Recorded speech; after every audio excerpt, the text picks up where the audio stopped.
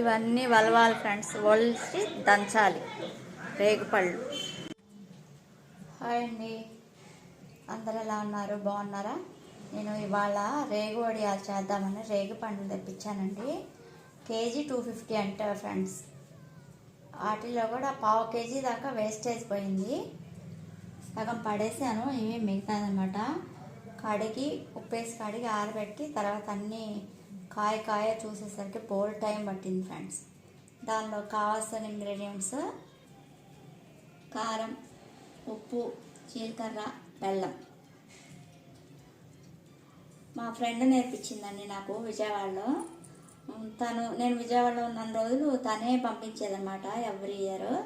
ఇక్కడ నెల్లూరు వచ్చాక ఇదే ఫస్ట్ టైం ఫ్రెండ్స్ నేను చేయడం రేగు వడియాలు. మా పిల్లలకు చాలా ఇష్టం, సో అందువల్ల చేద్దాం అనుకుంటున్నా. అదే ఫ్రెండ్స్,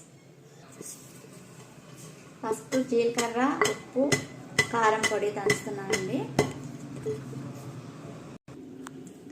ఇలా బెల్లము, జీలకర్ర, కారము, ఉప్పు దంచానండి, కచ్చాగా దంచి పెట్టుకున్నాను. రేగు పండ్లు వేసినప్పుడు కొంచెం కొంచెం అందులో వేసుకుని, చాలా కష్టం అండి బాబు దంచడం మాత్రం. రేగి వడియాలు ఫ్రెండ్స్, నాకు ఎంతమంది హెల్పర్స్ ఉన్నారో చూడండి. రేగు వడియాలు పెడుతున్నారు.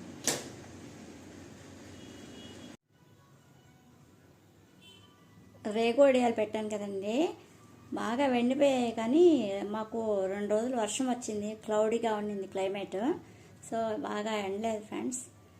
ఈ లోపల నా మనవరాళ్ళు వాటిని కింద మీద చేస్తారు, సగం కింద పోసేసారు, సగమేమో ఇలా వచ్చాయి ఫ్రెండ్స్. రేగు వడియాలు చాలా టేస్టీగా ఉంటాయి, ఒకసారి మీరు కూడా ట్రై చేసి చూడండి. మీకు నచ్చితే కనుక లైక్ చేయండి, షేర్ చేయండి, సబ్స్క్రైబ్ చేయండి. మీ ఒపీనియన్ మెసేజ్ ద్వారా నాకు తెలియజేయండి. Thank you friends, thank you very much. నా వీడియోస్ అన్నీ ఓపికగా చూస్తున్నందుకు థ్యాంక్ యూ అండి.